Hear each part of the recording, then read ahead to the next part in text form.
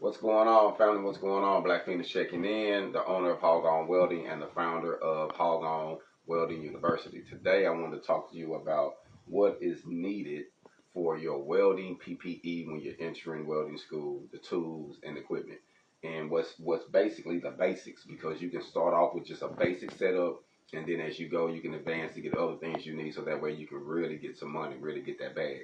So you don't really have to start off like this, or don't act like this is not even here right now. We're going to focus on this setup because this is the most important setup. So one of the most important setups will be getting your welding hood. To each his own. Amazon, flea market, yard sale, pawn shop, however you can get one, get you one. You know what I'm saying? So you can start off basic and then upgrade later. Get your welding hood though. You're going to need one. I would say it'd be best to get one with a transitional lens, where you can at least have a setting from a grind mode, probably a 4 or 8 up to a 12 to 13. You know what I mean? But if you got to start super basic, get you at least a 11 shade. That way you can kill several birds with one stone if you just got 11 shade. Or 10. 10 is good too, but 11 could be a little bit better for some people. I use a 10, but 11 is also good too. So you want to make sure you get your welding hood.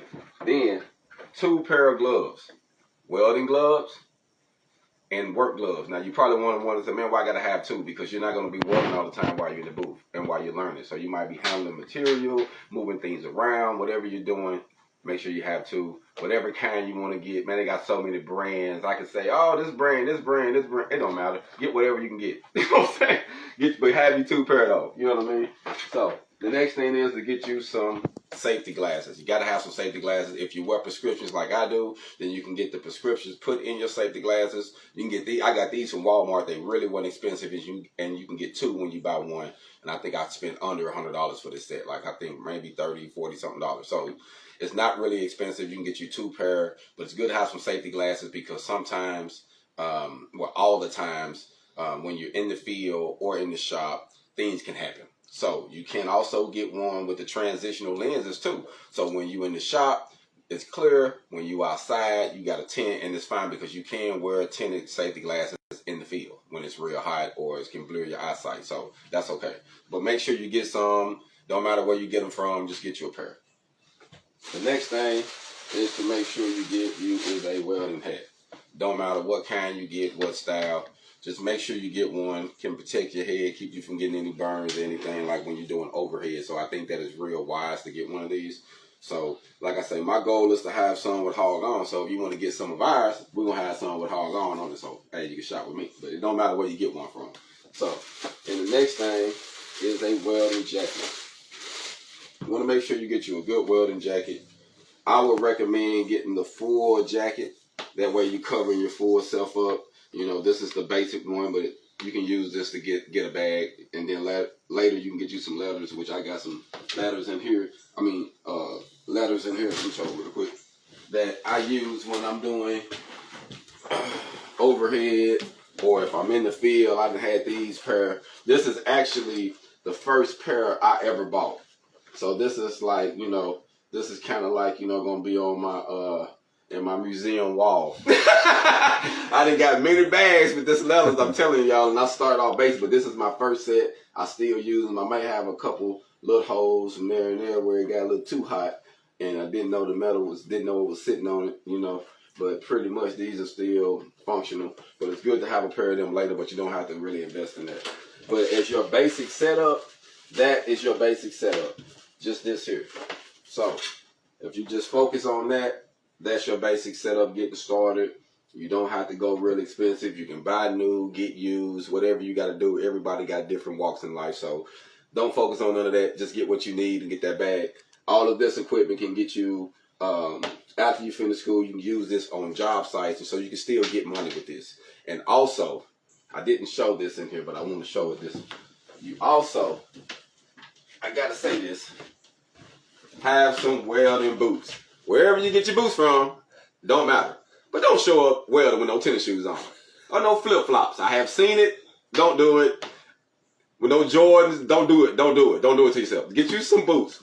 These are the Jordans. of welding. You know what I'm saying? These are the top of the line. However you want to get some, they're going to save you steel toe, carbon fiber, whatever you want. Everybody's different.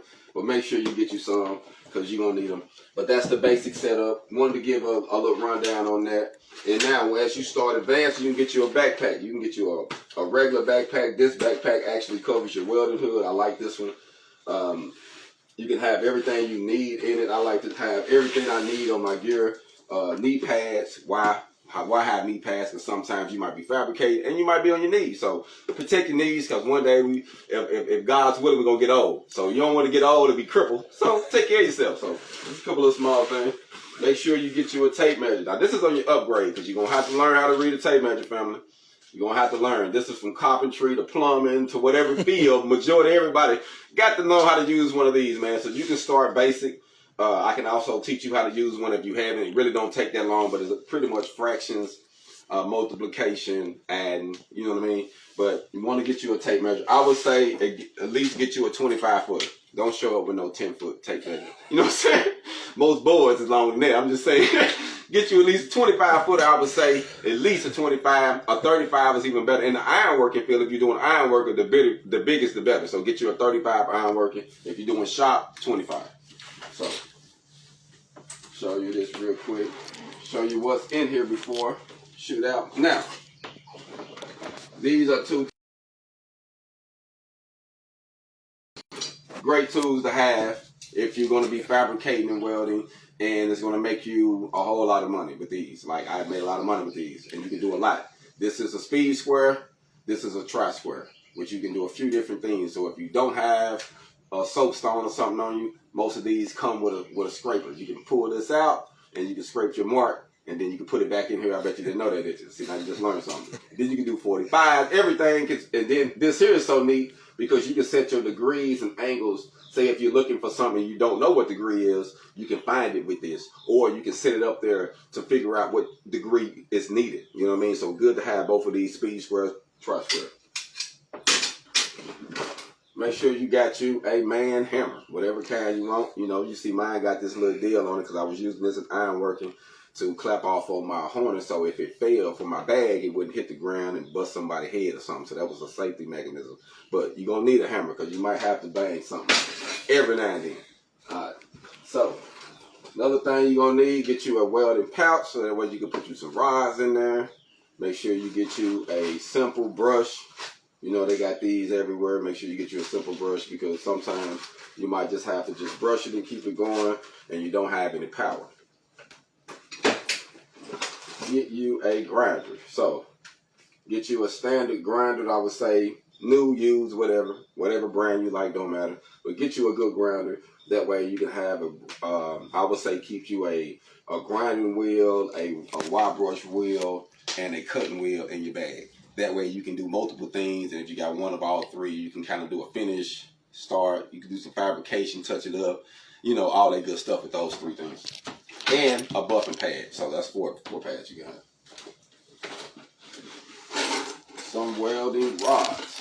Keep you some other rods in your thing. Now, I like to keep a multiple kind in one little deal. That way, if I'm doing a little odd job, I can just bam, jump in there and do this, and I'm gone. So normally I keep 70-18s, 60-10s. I mean not 60-10s, 70-18s, 60-13s, and 60-11s in here. 330 seconds because 330 seconds I can kill two birds in one stone. If I get 1/8 inch only, then I might be using some real thin metal and I might burn through. So if I'm on the safer side, if I get the 330 seconds, because I can use this on a bigger source of metal and small. So it's a good thing to get you some of these.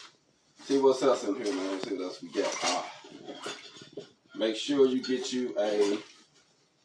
And mine is kind of stuck in here under this deal. So I don't know how I put this in. But you want to get you a scraper, and you want to make sure you get you a chipping hammer.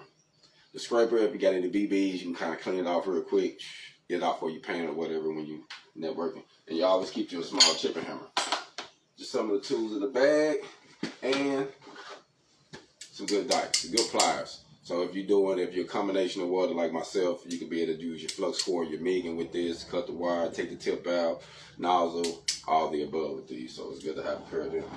And wherever you get them from, it's all on you. like to keep a small pair of pliers because you never know. You always need some pliers. So always keep a small thing of pliers. I like to keep pliers on me. So that's just some of the things that's inside of my bag, outside of having your knee pads because you want to protect yourself. So, and I also have some fabrication things in here, like a weld gauge. I keep a small weld gauge because some jobs you might get on if you jump into the fabrication field. They might require you to have a 3/8 weld or a 3/16 or a 5/16 or a 1/4 weld, and that's what this is. This is a weld gauge to help you figure that out, and some soapstone to do some fabrication. So those are some of the basic things you can have in your bag that can most definitely help you get a bag, you know what I'm saying, and keep getting the bag. But you don't have to start here. You can start here and get the money to start here, to get the money to start here, and then go bigger and bigger and bigger and bigger. But you got to start somewhere. So this is some of the basic PPE you would need, your weld pack to actually get started to get your HogOn. Black Feniks, I'm out.